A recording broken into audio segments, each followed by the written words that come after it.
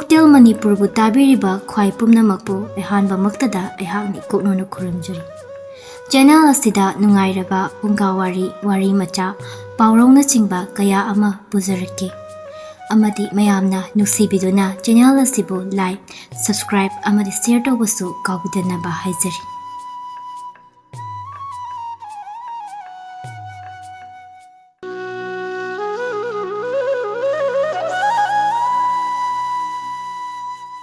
Asumna numit asidagi Rajkumar pari hanba amadi Phazdaton makhoi ani ado yamna nungsinaba haibadu oirami.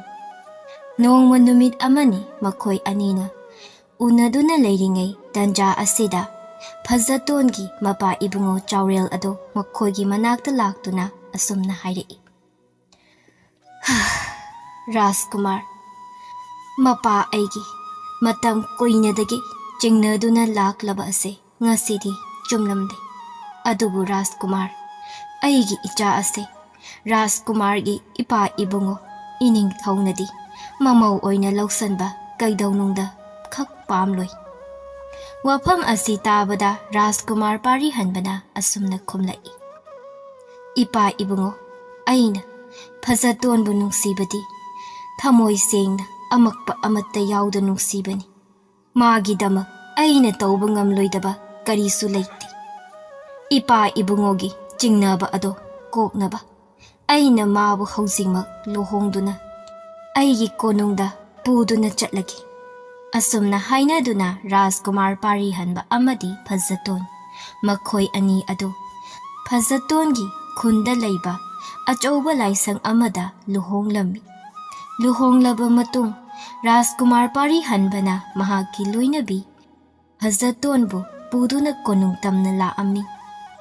Ningthau pari khomba machanipa Rajkumar pari hanbana nupi amaka loinaduna konung tamna changlakpadu ubada asumna hanglaklami. Rajkumar nupi ase kanano? Pari hanba mapagi wahang aduda ipa ningthau mahak ase aigi taloini. Mahakpu aina luhongduna puraklabani. Mahak hauzikti aikhoigi sagai asigi mau oiri. Machagi wafam adu tabada ningthau pari khomba sauna asumna hairi. Kari haibai ipagi ibungo. Nupi ase nangna luhongduna puraklabani haiba. Nangi karina tiklaidana nangna nupi asibu luhongduna aigi konung asida pusalaklibano. Nang hana khangdabra khun adugi nupi amatta aina ningthau sagai asigi mau oina lausanba pamde haibase. Makhoiga aikhoiga ngai sen oinaba yade haibase naha khangdabra. Hauzingmak nupi ase khainaduna mahakpu konung asidagi chatlankho. Pari hanbana ipa ningthau nacha madu ngamzaroi. Aina mabu thadokpa haibadudi ai ngamloi. Machagi wadu taraga ningthau pari khomba hena asawu matau utuna asumna hairi. Aina nangbu aigi marup ningthau yai khombagi amatta yaujabi macha nupi irik khombaga luhongnaba haina singnaba loirabani. Ngasidagi numit ninigi matungda Nangi luhongnaba semba saba pumnamak loirabani. Luhongba ase nang yagadabani. Karigumba aigi wa asigi mayokta nangna nupi asina heli haiduna lepkrabadi. Nangbu aina konung asidagi khudakta tanthokani. Konung asigi oiba hak amata nangonda aina piroi. Aigi icha Rajkumar leitre sikre haina aina leibak miyam pumba khang sagol paumi thaduna pau chilhankhani. Rajkumar pari hanba mapagi wa adu tabada masa ado ngakpana kham thengli. Ngaihak mikup ama tumin layuraga mahaki nakan oirapna leplibi Phazdatonda yengduna asumna atapa khonjalda hairi. Phazdaton nang aibu waraugan nang konung asidagi hankru. Aidi ipa ningthaugi yathang ase ngaktaba ꯌꯥꯗ꯭ꯔꯤ꯫ ꯃꯄꯨꯔ ꯑꯣꯏꯕꯒꯤ ꯋꯥꯗꯨ ꯇꯥꯕꯗ ꯐꯖꯇꯣꯟ ꯃꯤꯠꯂꯨ ꯑꯅꯤꯃꯛ ꯄꯤꯔꯥꯡ ꯏꯍꯧꯔꯛꯏ꯫ ꯑꯁꯨꯝꯅ ꯇꯞꯅꯁꯨ ꯍꯥꯏꯔꯛꯏ, ꯀꯔꯤꯅꯣ ꯔꯥꯖꯀꯨꯃꯥꯔꯅ ꯍꯥꯏꯕꯤꯔꯤꯕ ꯋꯥꯐꯝ ꯑꯗꯨꯕꯨ? ꯅꯅꯥꯏ ꯅꯨꯄꯤ ꯑꯩꯉꯣꯟꯗ ꯋꯥꯁꯛꯈꯤꯕꯗꯨꯗꯤ ꯀꯥꯎꯕꯤꯔꯕ꯭ꯔꯥ? ꯑꯩꯕꯨ ꯄꯨꯟꯁꯤ ꯆꯨꯞꯄ ꯊꯥꯗꯣꯛꯄꯤꯔꯣꯏ ꯍꯥꯏꯈꯤꯕ ꯑꯗꯣ, ꯋꯥꯁꯛ ꯑꯗꯣ ꯉꯥꯛꯄꯤꯔꯔꯣꯏ ꯍꯥꯏꯔꯤꯕ꯭ꯔꯥ? ꯁꯛꯈꯤꯕ ꯋꯥꯁꯛꯁꯤꯡ ꯑꯗꯣ ꯃꯤꯀꯨꯞ ꯑꯁꯤꯗ ꯄꯨꯝꯅꯃꯛ ꯀꯥꯎꯈ꯭ꯔꯕ꯭ꯔꯥ? ꯄꯥꯔꯤꯍꯟꯕꯅ ꯑꯃꯨꯛ, ꯀꯥꯎꯗꯦ, ꯑꯩ ꯋꯥꯁꯛꯁꯤꯡ ꯑꯗꯣ ꯀꯥꯎꯕ ꯂꯩꯇꯦ꯫ ꯑꯩꯅꯁꯨ ꯈꯟꯖꯈꯤ ꯑꯩꯒꯤ ꯏꯄꯥ ꯅꯤꯡꯊꯧꯅ ꯃꯆꯥ ꯑꯩꯒꯤ ꯑꯄꯥꯝꯕ, ꯑꯩꯒꯤ ꯊꯃꯣꯏꯒꯤ ꯑꯄꯥꯝꯕꯕꯨ ꯈꯪꯕꯤꯗꯨꯅ ꯐꯅ ꯌꯥꯅꯤꯡꯗꯕ ꯂꯩꯔꯕꯁꯨ ꯅꯪꯕꯨ ꯃꯃꯧ ꯑꯣꯏꯅ ꯂꯧꯁꯟꯕꯤꯒꯅꯤ ꯍꯥꯏꯅ꯫ ꯑꯗꯨꯕꯨ ꯑꯩꯒꯤ ꯋꯥꯈꯜ ꯑꯗꯣ ꯑꯔꯥꯟꯕ ꯑꯣꯏꯔꯝꯃꯤ꯫ ꯑꯩꯗꯤ ꯊꯥꯖꯔꯨꯗꯕꯅꯤ ꯑꯩꯒꯤ ꯏꯄꯥ ꯅꯤꯡꯊꯧꯅ ꯃꯆꯥ ꯑꯩꯒꯤ ꯃꯐꯝꯗ ꯑꯁꯨꯛ ꯊꯤꯅ ꯁꯥꯎꯈꯤꯅꯤ ꯍꯥꯏꯕꯗꯤ꯫ ꯑꯗꯨꯒ ꯑꯃꯅ, ꯑꯩꯗꯤ ꯂꯩꯕꯥꯛ ꯑꯁꯤꯒꯤ ꯔꯥꯖꯀꯨꯃꯥꯔꯅꯤ, ꯏꯄꯥ ꯅꯤꯡꯊꯧꯒꯤ ꯃꯍꯨꯠ ꯁꯤꯟꯒꯗꯕ ꯑꯩꯍꯥꯛ ꯈꯛꯇꯅꯤ꯫ ꯑꯗꯨꯅ ꯑꯩꯗꯤ ꯑꯩꯒꯤ ꯔꯥꯖꯀꯨꯃꯥꯔ ꯈꯨꯕꯝ ꯑꯁꯤꯕꯨ ꯊꯥꯗꯣꯛꯄ ꯌꯥꯗꯦ꯫ ꯑꯗꯨꯅ ꯅꯪ ꯍꯟꯈ꯭ꯔꯣ ꯀꯣꯅꯨꯡ ꯑꯁꯤꯗꯒꯤ꯫ ꯐꯖꯇꯣꯟ ꯃꯄꯨꯔ ꯑꯣꯏꯕꯗ ꯌꯥꯝꯅ ꯅꯨꯡꯉꯥꯏꯇꯅ ꯌꯦꯡꯂꯝꯕꯗꯒꯤ ꯃꯍꯥꯛꯀꯤ ꯃꯤꯠꯌꯦꯡ ꯑꯗꯣ ꯑꯁꯥꯎꯕ ꯄꯦꯟꯗꯕꯅ ꯊꯨꯝꯍꯠꯈ꯭ꯔꯤ꯫ ꯁꯥꯎꯅ ꯑꯁꯨꯝꯅ ꯍꯥꯏꯔꯛꯏ, ꯐꯩ, ꯑꯩ ꯀꯣꯅꯨꯡ ꯑꯁꯤꯗꯒꯤ ꯆꯠꯈꯤꯅꯤ, ꯑꯃꯨꯛ ꯍꯟꯅ ꯀꯣꯅꯨꯡ ꯃꯥꯏꯀꯩ ꯄꯥꯡꯂꯛꯂꯣꯏ꯫ ꯑꯗꯨꯕꯨ ꯑꯩꯒꯤ ꯋꯥꯁꯨ ꯇꯥꯕꯤꯌꯨ ꯔꯥꯖꯀꯨꯃꯥꯔ꯫ ꯔꯥꯖꯀꯨꯃꯥꯔꯒꯤ ꯑꯅꯤꯁꯨꯕꯤ ꯂꯣꯏꯅꯕꯤ ꯑꯗꯣ ꯃꯆꯥꯅꯨꯄꯤ ꯑꯃ ꯄꯣꯛꯀꯅꯤ꯫ ꯃꯆꯥ ꯄꯤꯕ ꯀꯩꯗꯧꯅꯨꯡꯗ ꯐꯪꯂꯣꯏ꯫ ꯑꯗꯨꯕꯨ ꯑꯃꯨꯛꯁꯨ ꯍꯥꯏꯖꯒꯦ, ꯇꯥꯕꯤꯌꯨ, ꯐꯪꯂꯤꯕ ꯔꯥꯖꯀꯨꯃꯥꯔꯒꯤ ꯏꯆꯥꯅꯨꯄꯤ ꯑꯗꯣ ꯃꯥꯒꯤ ꯃꯅꯥꯛꯇ ꯅꯨꯄꯥ ꯑꯣꯏꯕ ꯀꯅꯥ ꯑꯃꯠꯇ ꯆꯪꯕ ꯉꯝꯂꯣꯏ꯫ ꯀꯔꯤꯒꯨꯝꯕ ꯍꯦꯛ ꯆꯪꯂꯨꯕ ꯊꯣꯛꯂꯕꯗꯤ ꯅꯨꯄꯥ ꯑꯗꯣ ꯃꯁꯥ ꯃꯇꯣꯝꯇ ꯃꯍꯩꯅ ꯆꯥꯛꯊꯦꯛꯇꯨꯅ ꯈꯨꯗꯛꯇ ꯊꯋꯥꯏ ꯊꯥꯒꯅꯤ꯫ ꯃꯔꯝ ꯑꯁꯤꯅ ꯄꯣꯛꯂꯛꯀꯗꯧꯔꯤꯕ ꯔꯥꯖꯀꯨꯃꯥꯔꯤ ꯑꯗꯨꯒꯤ ꯃꯄꯨꯟꯁꯤ ꯑꯗꯣ ꯄꯨꯟꯁꯤ ꯆꯨꯞꯄ ꯅꯥꯏꯇꯣꯝ ꯍꯤꯡꯕ ꯍꯥꯏꯗꯣ ꯑꯣꯏꯒꯅꯤ꯫ ꯑꯁꯤ ꯍꯥꯏꯔꯝꯗꯨꯅ ꯐꯖꯇꯣꯟ ꯑꯗꯣ ꯌꯥꯝꯅ ꯁꯥꯎꯅ ꯀꯣꯅꯨꯡꯗꯒꯤ ꯆꯠꯈ꯭ꯔꯤ꯫ ꯑꯁꯨꯝꯅ ꯃꯇꯝꯗꯤ ꯑꯁꯨꯝ ꯍꯧꯈꯤꯕꯅ ꯅꯨꯃꯤꯠ ꯅꯤꯅꯤꯁꯨ ꯍꯧꯖꯤꯟꯈ꯭ꯔꯤ꯫ ꯔꯥꯖꯀꯨꯃꯥꯔ ꯄꯥꯔꯤꯍꯟꯕ ꯑꯃꯨꯛ ꯍꯟꯅ ꯂꯨꯍꯣꯡꯂꯤ꯫ ꯃꯇꯝ ꯈꯔ ꯍꯧꯖꯤꯟꯈ꯭ꯔꯤ꯫ ꯅꯣꯡꯃ ꯅꯨꯃꯤꯠ ꯑꯃꯅꯤ ꯔꯥꯖꯀꯨꯃꯥꯔ ꯄꯥꯔꯤꯍꯟꯕ ꯑꯗꯣ ꯏꯊꯥ ꯊꯥꯖꯗꯅ ꯉꯁꯤꯗꯤ ꯐꯖꯇꯣꯟꯒꯤ ꯈꯨꯡꯒꯪ ꯇꯝꯅ ꯃꯅꯥꯏ ꯃꯁꯦꯟ ꯀꯅꯥꯁꯨ ꯂꯣꯏꯅꯔꯛꯇ ꯂꯥꯛꯂꯝꯃꯤ꯫ ꯑꯗꯨꯕꯨ ꯃꯍꯥꯛꯅ ꯂꯥꯛꯄ ꯃꯇꯝꯗꯗꯤ ꯈꯨꯡꯒꯪ ꯑꯗꯨ ꯑꯉꯛꯄ ꯐꯤꯚꯝ ꯑꯃꯗ ꯂꯩꯔꯝꯂꯤ꯫ ꯂꯩꯔꯤꯕ ꯌꯨꯝꯁꯤꯡ ꯑꯗꯨꯁꯨ ꯂꯣꯏꯅ ꯇꯦꯛꯂꯤ ꯀꯤꯟꯗꯔꯤ꯫ ꯀꯅꯥꯒꯨꯝꯕ ꯃꯤꯑꯣꯏ ꯑꯃꯠꯇ ꯂꯩꯔꯝꯒꯅꯤ ꯍꯥꯏꯕ ꯊꯥꯖꯗ꯭ꯔꯤ꯫ ꯑꯁꯨꯝꯅ ꯃꯍꯥꯛꯅ ꯈꯨꯡꯒꯪ ꯑꯗꯨꯒꯤ ꯑꯀꯣꯏꯕꯗꯣ ꯑꯁꯨꯝ ꯌꯦꯡꯂꯤꯉꯩꯗ ꯌꯥꯝꯅ ꯑꯍꯜ ꯑꯣꯏꯔꯕ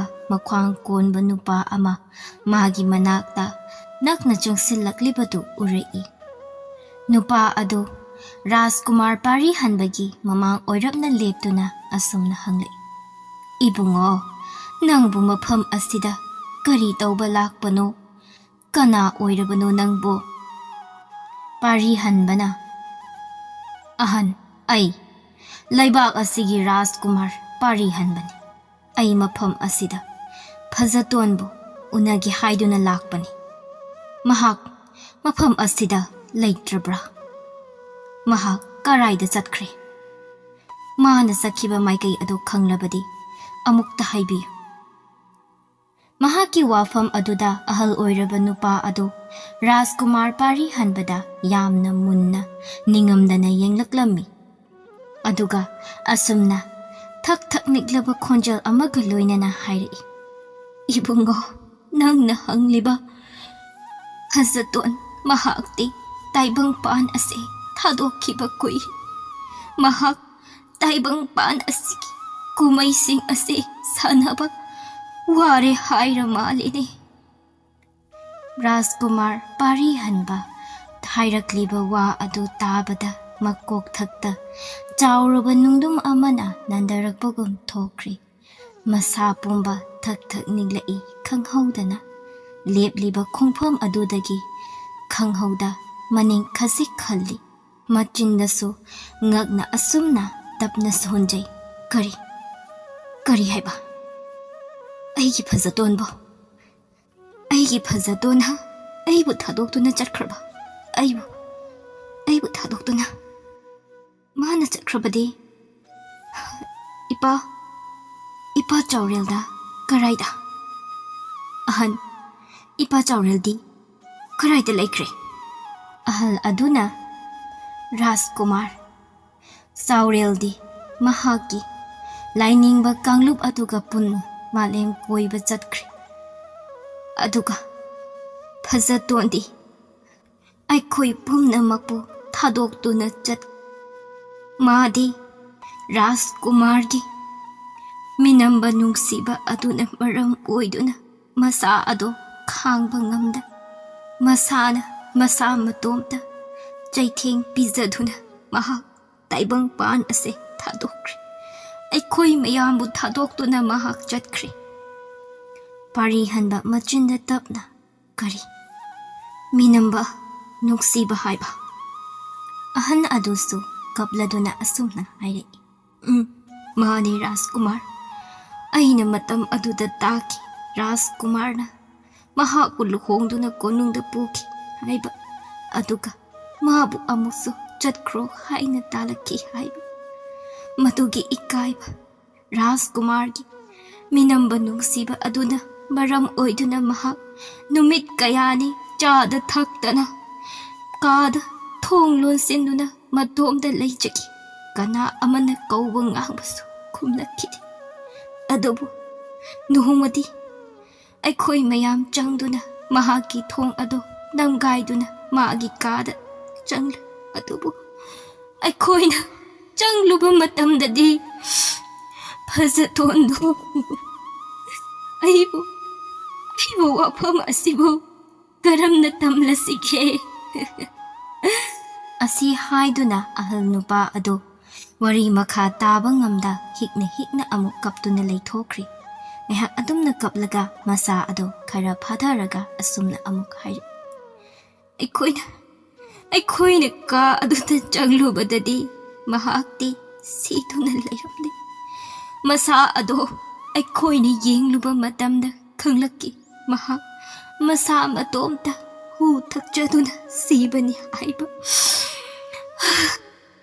na wari kaya saduna Rajkumar pari hanba nungaita mahaki konungda amuk halai ha khara haujinkri haujikti ningthau pari khombasu leikhidri aduna Rajkumar pari hanbana ningthau oiduna amuk palari matamdi asumak chatki adubu ningthau pari hanba phazatongi wakhaldi nongmata kawba leikhidi nakan amaromdana amuksu mahaki loinabi oiribi irik khombagi machanupi ama phangzarami manai nupi ama changlaktuna asumna hairari iningthau maharani ibema ado ichanupi ama phangzari wafam asi tabada ningthau pari hanba mikup amata chonthaba tauruda mahaki nupigi manakta laami adubu lagna mahaki wakhalda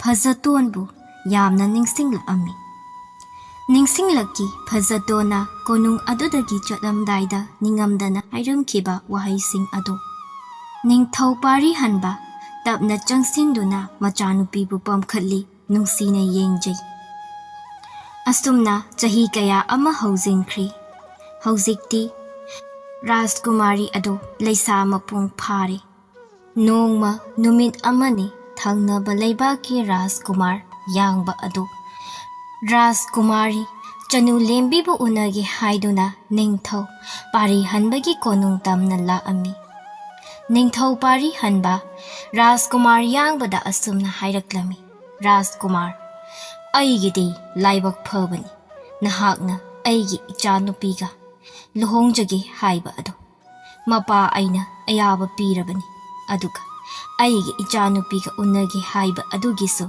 ꯃꯄꯥ ꯑꯩꯅ ꯑꯌꯥꯕ ꯄꯤꯔꯤ꯫ ꯑꯁꯨꯝꯅ ꯍꯥꯏꯅꯗꯨꯅ ꯔꯥꯖꯀꯨꯃꯥꯔ ꯌꯥꯡꯕ ꯑꯗꯣ ꯔꯥꯖꯀꯨꯃꯥꯔꯤ ꯆꯅꯨꯂꯦꯝꯕꯤꯕꯨ ꯎꯅꯕ ꯂꯥꯛꯑꯝꯃꯤ꯫ ꯑꯗꯨꯕꯨ ꯔꯥꯖꯀꯨꯃꯥꯔꯤ ꯆꯅꯨꯂꯦꯝꯕꯤꯒꯤ ꯃꯅꯥꯛ ꯍꯦꯛ ꯌꯧꯕꯒꯗꯤ ꯔꯥꯖꯀꯨꯃꯥꯔ ꯌꯥꯡꯕ ꯑꯗꯨ ꯃꯁꯥ ꯄꯨꯝꯕ ꯃꯩꯅ ꯆꯥꯛꯊꯦꯛꯇꯨꯅ ꯈꯨꯗꯛꯇ ꯃꯐꯝ ꯑꯗꯨꯃꯛꯇꯗ ꯊꯋꯥꯏ ꯊꯥꯈꯤꯔꯝꯃꯤ꯫ ꯄꯥꯎ ꯑꯁꯤ ꯈꯨꯗꯛꯇ ꯅꯤꯡꯊꯧ ꯄꯥꯔꯤ ꯍꯟꯕꯒꯤ ꯂꯩꯕꯥꯛꯇꯗ ꯅꯠꯇꯅ ꯃꯥꯂꯦꯝ ꯁꯤꯟꯕ ꯊꯨꯡꯅ ꯁꯔꯥꯁꯟꯈꯤꯔꯝꯃꯤ꯫ ꯇꯝꯐꯥ ꯑꯗꯨ ꯋꯥꯔꯤ ꯂꯤꯕ ꯂꯣꯏꯔꯛꯄꯗ ꯑꯔꯖꯨꯟꯗ ꯑꯁꯨꯝꯅ ꯍꯥꯏꯔꯛꯏ꯫ ꯅꯨꯃꯤꯠ ꯑꯗꯨꯗꯒꯤ ꯔꯥꯖꯀꯨꯃꯥꯔꯤ ꯆꯅꯨꯂꯦꯝꯕꯤꯒꯤ ꯄꯨꯟꯁꯤꯗ ꯀꯅꯥꯒꯨꯝꯕ ꯑꯃꯠꯇꯅ ꯃꯥꯒꯤ ꯃꯅꯥꯛꯇ ꯆꯪꯂꯛꯅꯕ ꯍꯣꯠꯅꯈꯤꯗꯦ꯫ ꯅꯥꯏꯇꯣꯝ ꯍꯤꯡꯕ ꯄꯨꯟꯁꯤ ꯍꯥꯏꯕꯗꯣ ꯑꯗꯨꯃꯛ ꯑꯣꯏꯗꯨꯅ ꯂꯦꯟꯈꯤ꯫ ꯑꯁꯤ ꯍꯥꯏꯗꯨꯅ ꯇꯝꯐꯥꯅ ꯑꯃꯨꯛꯁꯨ ꯍꯥꯏꯔꯛꯏ꯫ ꯋꯥꯔꯤ ꯂꯣꯏꯔꯤꯁꯤꯗ ꯂꯥꯛꯑꯣ ꯊꯣꯛꯅꯕ ꯇꯧꯔꯁꯤ꯫ ꯑꯔꯖꯨꯟꯅ ꯅꯪ ꯊꯣꯛꯑꯝꯃꯣ, ꯑꯩ ꯉꯥꯏꯍꯥꯛ ꯂꯩꯍꯧꯈꯤꯒꯦ ꯑꯗꯨꯒ ꯊꯣꯛꯂꯛꯑꯒꯦ꯫ ꯇꯝꯐꯥ ꯐꯔꯦ ꯐꯔꯦ ꯑꯗꯨꯗꯤ ꯊꯣꯛꯂꯛꯑꯣꯀꯣ, ꯑꯩ ꯊꯣꯛꯑꯝꯃꯒꯦ꯫ ꯇꯝꯐꯥꯅ ꯍꯦꯛ ꯊꯣꯛꯈꯤꯕꯒ ꯑꯔꯖꯨꯟ ꯔꯥꯖꯀꯨꯃꯥꯔꯤ ꯆꯅꯨꯂꯦꯝꯕꯤꯒꯤ ꯑꯌꯦꯛꯄ ꯂꯥꯏ ꯑꯗꯨꯒꯤ ꯃꯅꯥꯛ ꯅꯛꯅ ꯑꯁꯨꯝ ꯆꯪꯁꯤꯜꯂꯤ꯫ ꯑꯌꯦꯛꯄ ꯂꯥꯏ ꯑꯗꯨꯕꯨ ꯑꯔꯖꯨꯟ ꯌꯥꯝꯅ ꯃꯨꯟꯅ ꯌꯦꯡꯂꯝꯃꯤ꯫ ꯌꯦꯡꯅ ꯌꯦꯡꯅ ꯃꯍꯥꯛꯀꯤ ꯃꯀꯣꯛ ꯑꯗꯨ ꯈꯪꯍꯧꯗꯅ ꯌꯥꯝꯅ ꯉꯥꯎꯕ ꯍꯥꯏꯕꯗꯨ ꯑꯣꯏꯔꯛꯂꯝꯃꯤ꯫ ꯃꯁꯥ ꯑꯗꯨ ꯆꯨꯝꯅ ꯂꯦꯞꯄ ꯐꯥꯎꯕ ꯉꯝꯖꯔꯝꯗꯦ꯫ ꯈꯨꯗꯛꯇ ꯑꯔꯖꯨꯟ ꯋꯥꯈꯜ ꯃꯥꯡꯗꯨꯅ ꯇꯥꯈꯤ꯫ ꯃꯤꯀꯞ ꯊꯣꯛꯂꯛꯄꯗ ꯑꯔꯖꯨꯟ ꯁꯨꯛꯂꯕ ꯎꯃꯪ ꯑꯃꯒꯤ ꯃꯌꯥꯏꯗ ꯇꯥꯗꯨꯅ ꯂꯩꯔꯝꯃꯤ꯫ ꯃꯍꯥꯛꯀꯤ ꯃꯅꯥꯛ ꯅꯛꯅ ꯑꯃꯨꯛꯁꯨ ꯂꯥꯏꯅꯤꯡꯕ ꯅꯨꯄꯥ ꯑꯃ ꯂꯦꯞꯇꯨꯅ ꯂꯩꯔꯝꯃꯤ꯫ ꯑꯔꯖꯨꯟ ꯅꯨꯄꯥ ꯑꯗꯨ ꯎꯕꯗ ꯑꯁꯨꯝꯅ ꯍꯪꯂꯛꯏ꯫ ꯑꯍꯟ, ꯑꯩꯅ ꯂꯩꯔꯤꯁꯤ ꯀꯔꯥꯏꯗꯅꯣ? ꯑꯍꯟ ꯑꯗꯨꯅꯁꯨ ꯑꯁꯨꯝꯅ ꯍꯪꯂꯛꯏ꯫ ꯏꯕꯨꯡꯉꯣ, ꯅꯪꯕꯨ ꯀꯅꯥꯅꯣ? ꯅꯪꯅ ꯁꯦꯠꯂꯤꯕ ꯐꯤꯖꯦꯠ ꯑꯗꯨꯅ ꯀꯔꯤꯅꯣ? ꯃꯃꯥꯡꯗ ꯑꯃꯨꯛꯇ ꯎꯈꯤꯗ꯭ꯔꯤꯅꯦ꯫ ꯑꯔꯖꯨꯟ ꯂꯥꯏꯅꯤꯡꯕ ꯅꯨꯄꯥ ꯑꯗꯨꯅ ꯍꯪꯂꯤꯕ ꯋꯥꯍꯪ ꯑꯗꯨ ꯃꯍꯥꯛ ꯃꯁꯥꯗ ꯆꯪꯗꯦ꯫ ꯄꯥꯈꯠꯅ ꯍꯪꯂꯛꯏ ꯑꯃꯨꯛꯁꯨ꯫ ꯀꯩꯅꯣ? ꯑꯩꯗꯤ ꯃ꯭ꯌꯨꯖꯤꯌꯝꯗ ꯔꯥꯖꯀꯨꯃꯥꯔꯤ ꯆꯅꯨꯂꯦꯝꯕꯤꯒꯤ ꯑꯌꯦꯛꯄ ꯂꯥꯏ ꯑꯗꯣ ꯌꯦꯡꯂꯝꯕꯗꯥꯏꯅꯦ꯫ ꯑꯗꯨꯒ ꯀꯩꯅꯣ? ꯃꯐꯝꯁꯤꯗ ꯑꯩꯗꯤ ꯀꯔꯝꯅ ꯂꯩꯔꯝꯂꯤꯕ? ꯃꯍꯥꯛꯀꯤ ꯋꯥꯐꯝ ꯑꯗꯨ ꯇꯥꯕꯗ ꯂꯥꯏꯅꯤꯡꯕ ꯅꯨꯄꯥ ꯑꯗꯨ ꯇꯞꯅ ꯃꯃꯤꯠ ꯎꯏꯁꯤꯟꯈꯤꯗꯨꯅ ꯉꯥꯏꯍꯥꯛ ꯂꯩꯈꯤ꯫ ꯃꯤꯀꯨꯞ ꯈꯔꯒꯤ ꯃꯇꯨꯡ ꯎꯏꯁꯤꯟꯈꯤꯕ ꯃꯃꯤꯠ ꯑꯗꯨ ꯑꯃꯨꯛ ꯄꯥꯡꯊꯣꯔꯛꯇꯨꯅ ꯑꯁꯨꯝꯅ ꯑꯔꯖꯨꯟꯗ ꯌꯦꯡꯗꯨꯅ ꯍꯥꯏꯔꯛꯏ꯫ ꯅꯨꯄꯥ ꯃꯆꯥ, ꯑꯩ ꯍꯧꯖꯤꯛꯇꯤ ꯄꯨꯝꯅꯃꯛ ꯈꯪꯂꯦ꯫ ꯅꯍꯥꯛ ꯃꯇꯝꯒꯤ ꯈꯣꯡꯆꯠ ꯃꯥꯕꯨ ꯊꯨꯒꯥꯏꯗꯨꯅ ꯃꯥꯡꯂꯝꯆꯠꯇ ꯂꯥꯛꯂꯤ꯫ ꯋꯥꯐꯝ ꯑꯗꯨ ꯇꯥꯕꯗ ꯑꯔꯖꯨꯟ ꯌꯥꯝꯅ ꯑꯉꯛꯄ ꯁꯛꯇꯝꯗ ꯀꯔꯤꯅꯣ ꯍꯥꯏꯔꯤꯁꯤꯕꯣ? ꯑꯩꯕꯨ ꯀꯔꯤꯕ? ꯇꯥꯏꯝ ꯇ꯭ꯔꯥꯚꯦꯜ ꯒꯥꯏꯗꯨꯔꯣ ꯑꯩꯅ ꯇꯧꯔꯤꯕꯁꯤꯕꯨ? ꯀꯩꯅꯣ? ꯁꯤꯕꯨ ꯑꯣꯏꯊꯣꯛꯄ ꯌꯥꯕ꯭ꯔꯥ?